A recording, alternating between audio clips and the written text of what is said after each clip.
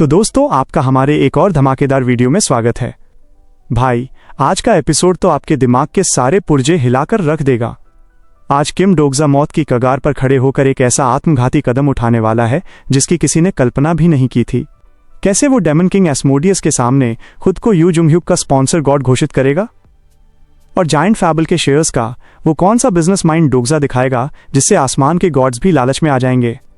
भाई, आज का सस्पेंस और ट्विस्ट एकदम मिस मत करना। चलिए सीधे शुरू करते हैं। तो भाई, जहां हमने पिछला एपिसोड छोड़ा था वहां अपनी डेमन किंग एस्मोडियस पूरे विलन वाले मोनोलॉग के मूड में थी। उसने बिना किसी शर्म के सीधे यू जुंगह्युक से कह दिया था, भाई अगर मुझे पहले से पता होता कि तुम इतने ज्यादा गुड लुकिंग हो तो मैं तुम्हें शुरुआत में ही अपनी मुट्ठी में दबोच लेती। हाँ भाई, उसने लिटरली ये कहा। नो शेम, फुल बेशर्मी। और तभी बैम, अपना यू जुंगह्युक जमीन पर ऐसे गिरा और खून की उल्टियां करने लगा मानो वो एक ही सिटिंग में अटैक ऑन टाइटन के पूरे 3 सीजन्स देखकर उठा हो।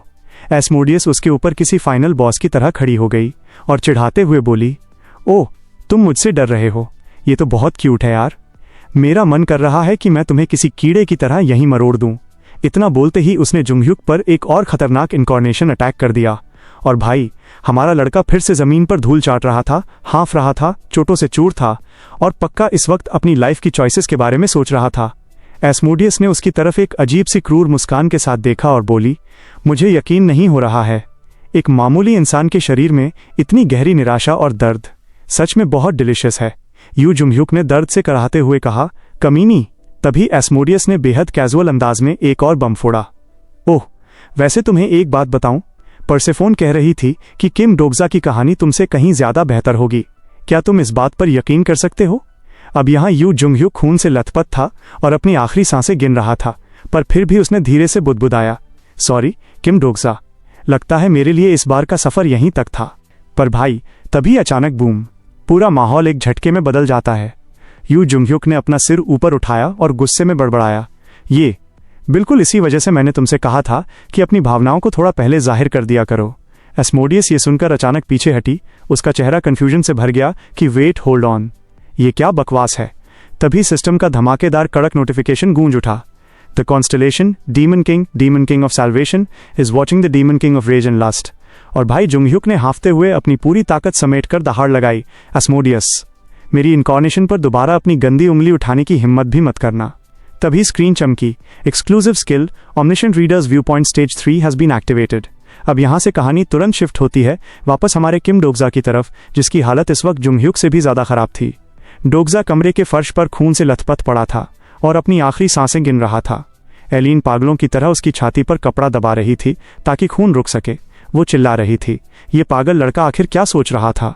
कोई जल्दी जाओ और फैबल पैक्स लेकर आओ अभी। पर भाई, अपने क्लासिक किम डोगजा को तो आप जानते ही हैं। मौत के दरवाजे पर खड़े होकर भी उसका दिमाग 5G की स्पीड से चल रहा था। वो मन ही मन सोच रहा था, ओके, मेरी बात सुनो, मैं ऐसा नहीं करना चाहता था, पर मुझे अगले 1 घंटे के लिए अपनी मौत का नाटक करना होगा।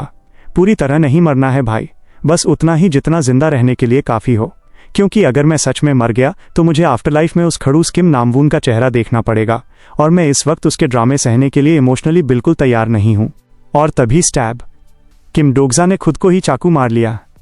जी हाँ दोस्तों, डिक्टेटर को मारने के बाद डोगजा ने अपनी कॉन्शियसनेस को अपने शरीर से अलग करने के लिए ये महादिमाग वाला खूनी कदम उठाया था और पलक झपकते ही वो अपने मेंटल रेल में पूरी तरह डेमन किंग ऑफ सॉल्वेशन की गॉड लेवल एनर्जी के साथ एक्टिव हो गया।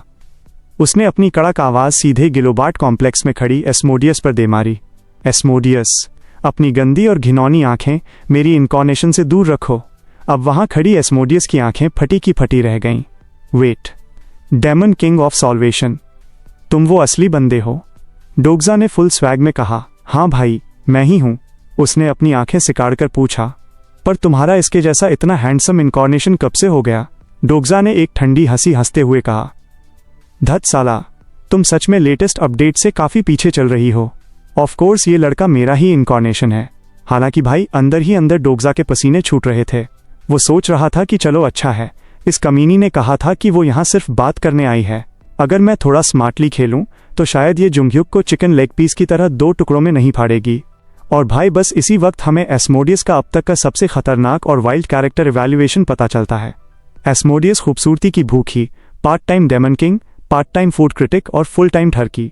वो ओलिम्पस अंडरवर्ल्ड की गोरमे एसोसिएशन की काउंसिल मेंबर भी थी और उसकी इच्छाएं बेहद अजीबोगरीब थीं।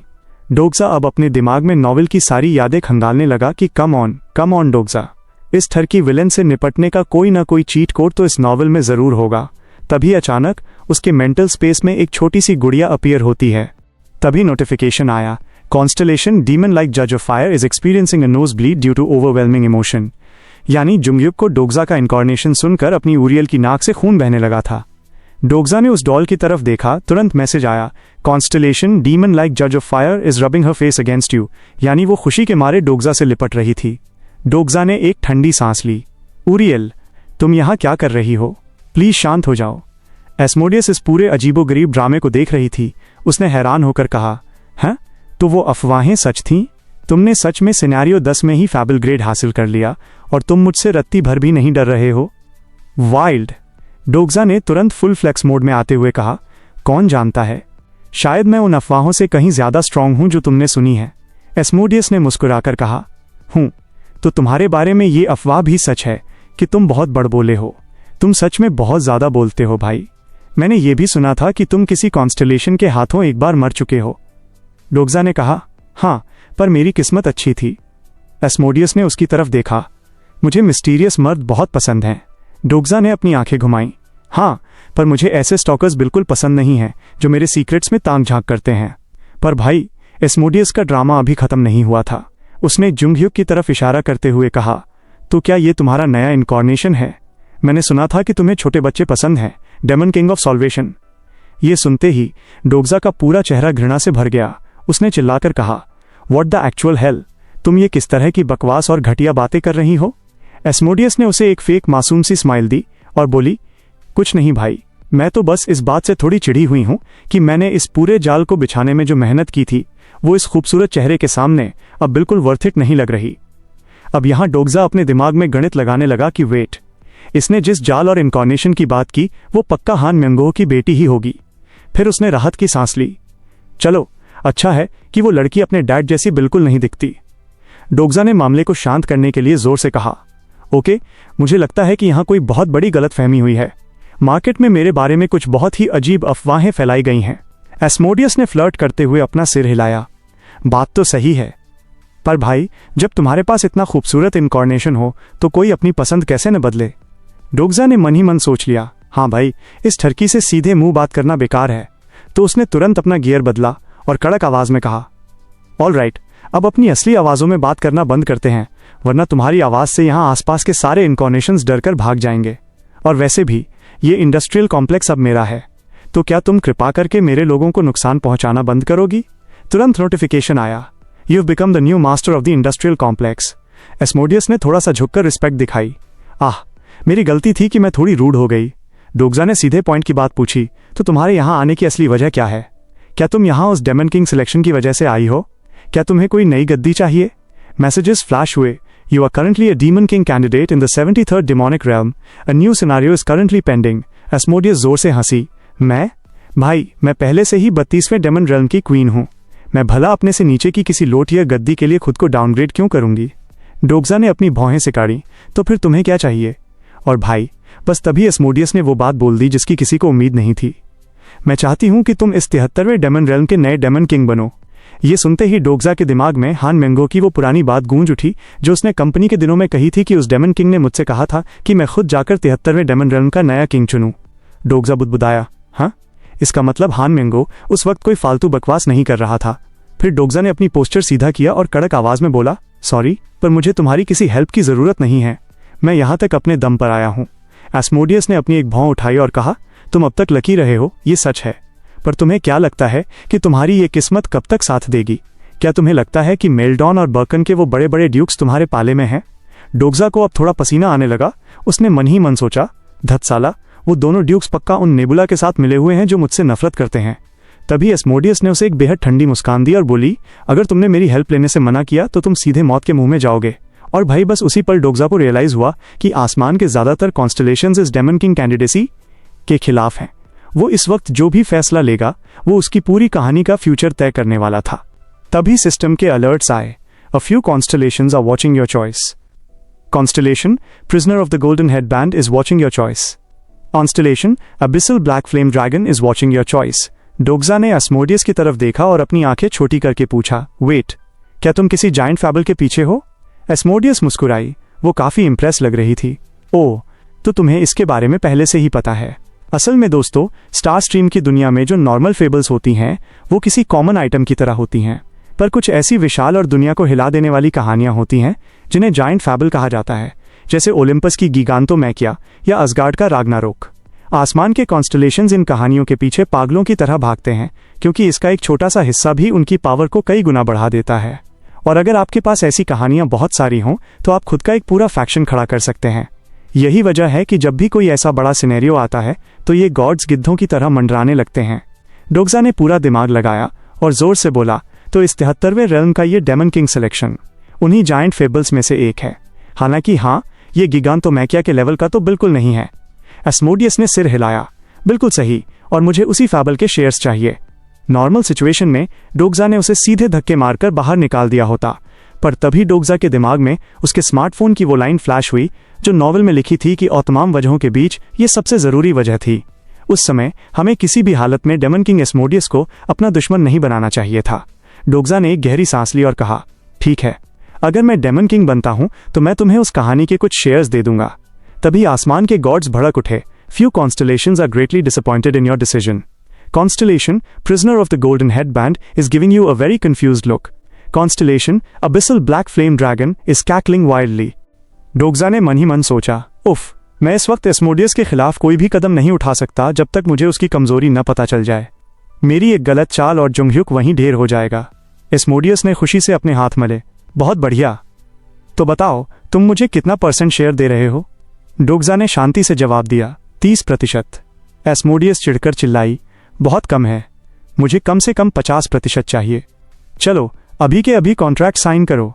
डोग्जा ने उसकी तरफ ऐसे देखा मानो वो सींगों वाली कोई डकैत हो। उसने कहा, बिल्कुल नहीं, मैं ऐसा कोई कॉन्ट्रैक्ट साइन नहीं करने वाला। पर क्यों? क्योंकि मैं ये शेयर सिर्फ तुम्हें नहीं देने वाला। एस्मोडियस ने अपना सिर झुकाया। हाँ, क्या मतलब? डोग्जा के चेहरे पर एक शातिर मुस्कान आ गई। उसने कहा, इस कहानी का 30% शेयर कॉम्पिटिटिव शेयर्स के रूप में ओपन रहेगा। इसका क्या बकवास मतलब हुआ? इसका मतलब यह है कि जो भी कॉन्स्टलेशन इस सिनेरियो में मेरी हेल्प करेगा उसे इस कहानी का एक टुकड़ा मिलेगा, और किसे कितना मिलेगा ये इस बात पर डिपेंड करेगा कि वो मेरे कितने काम आता है। और भाई, डोग्जा का ये बिजनेस माइंडसेट देखते ही आसमान के गॉड्स चहक उठे। Constellation, prisoner of the golden headband, is very interested in this setup. Few constellations are now acting real greedy. अब आसमान के गॉड्स लालच में आ चुके थे। एस्मोडियस गुस्से में चिल्लाई, कमीने, तुमने मेरे साथ गेम खेला है। पर डोग्जा अपनी जगह से टस से मस नहीं हुआ। उसने बस अपनी जीभ से एक कड़क क्लिक की आवाज निकाली। एस्मोडियस ने अपना आपा खो दिया। उसने अपनी डार्क पावर से वहां की जमीन को फाड़ दिया और पत्थरों के बड़े बड़े टुकड़े डोग्जा के मेंटल प्रोजेक्शन की तरफ दे मारे। डोग्जा ने बेहद शांत आवाज में कहा, मैंने कोई झूठ नहीं बोला। वो भारी पत्थर डोग्जा को कुचलने ही वाले थे कि अचानक हवा में ही फ्रीज हो गए। मैसेजेस आए। A few constellations are glaring at the demon king of rage and lust. Prisoner of the golden headband is glaring at the demon king of rage and lust. महान सन वुकोंग और बाकी God's एस्मोडियस को गुस्से में घूर रहे थे और वो सारे पत्थर बेअसर होकर जमीन पर गिर गए। Demon king of rage and lust is disappointed in you. Asmodeus ने चिढ़कर एक फुफकार छोड़ी। तुम्हें क्या लगता है कि सिर्फ तुम ही यहाँ के डेमन किंग बन सकते हो? तुमने अभी अभी अपने हाथ से एक बहुत बड़ी अपॉर्चुनिटी गंवा दी है। डोग्जा ने बिना एक सेकंड गंवाए तुरंत पलटवार किया। नहीं रानी साहिबा, असल में तुमने अभी अभी अपने हाथ से एक गोल्डन चांस गंवा दिया है। हालांकि अंदर ही अंदर डोग्जा सोच रहा था कि आखिर ये एस्मोडियस उन बड़े बड़े ड्यूक्स को छोड़कर मुझ जैसे एक मामूली इंसान को डेमन किंग बनाने के लिए इतनी उतावली क्यों है। यहाँ पक्का बैकग्राउंड में कोई बहुत बड़ा राज छुपा हुआ है। तभी एस्मोडियस ने थोड़ा करीब आकर पूछा, क्या तुम्हें मैं सच में इतनी बुरी लगती हूँ? सिर्फ इसलिए क्योंकि मैं एक डेमन किंग हूँ? डोग्जा ने अपना सिर हिलाया। मुझे इस बात से कोई फर्क नहीं पड़ता कि तुम कोई डेमन हो या आसमान के कोई कॉन्स्टलेशन। मैं तो बस इतना चाहता हूं कि मेरी जो कहानी बने वो इस पूरी स्टार स्ट्रीम की सबसे बेस्ट कहानी हो। एस्मोडियस ने अपनी एक भौं उठाई। सबसे बेस्ट कहानी? डोग्जा ने सिर हिलाया। तुम्हें अच्छे से पता होना चाहिए कि मेरा क्या मतलब है। तुम गोरमे एसोसिएशन की मेंबर हो, है ना? ये सुनते ही एस्मोडियस ने अपनी आंखें छोटी की। तो एक मामूली सा कैंडिडेट आज खुद एक डेमन किंग की कुकिंग को टेस्ट करना चाहता है। और भाई बस तभी अचानक वहां की पूरी हवा का रुख बदल गया। एस्मोडियस के शरीर से उसकी असली डार्क एनर्जी की एक ऐसी खतरनाक लहर निकली जिसने डोग्जा के पूरे मेंटल प्रोजेक्शन को अपनी गिरफ्त में ले लिया। डोग्जा का दम घुटने लगा। उसने हांफते हुए सोचा, धत्त साला, ऐसा लग रहा है मानो वो बिना छुए ही मेरा गला घोंट रही है। ये होती है एक असली डेमन किंग की औकात। पर ठीक उसी वक्त जब डोग्जा को लगा कि उसकी चेतना पूरी तरह ब्लैकआउट होने वाली है, एस्मोडियस ने अचानक अपनी सारी पावर वापस खींच ली। फिर उसने कामुक अंदाज में अपने होठों पर अपनी जुबान फेरी और मुस्कुराते हुए बोली, तुम्हें पता है डोग्जा, तुम मुझे सच में बहुत ज्यादा पसंद आने लगे हो। तभी सिस्टम का आखिरी और धमाकेदार मैसेज स्क्रीन पर आया। The demon king of rage and lust is revealing a subtle fondness for you. यानी वो विलन अब किम डोग्जा के प्यार में पूरी तरह क्लीन बोल्ड हो चुकी थी। तो दोस्तों, आज का वीडियो यहीं तक था। उम्मीद है किम डोग्जा के इस मास्टरमाइंड बिजनेस प्लान और एस्मोडियस के इस ठरकी अंदाज का मजा आपको आया होगा। अगर वीडियो अच्छी लगी हो तो भाई वीडियो को लाइक और चैनल को सब्सक्राइब करना बिल्कुल मत भूलना। कमेंट्स में मुझे जरूर बताना कि क्या किम डोग्जा एस्मोडियस के इस प्यार वाले जाल से बच पाएगा या खुद इसका शिकार हो जाएगा। मैं आपसे मिलता हूं अगले एक और धमाकेदार वीडियो में। तब तक के लिए अपना ख्याल रखें और स्टे ऑसम।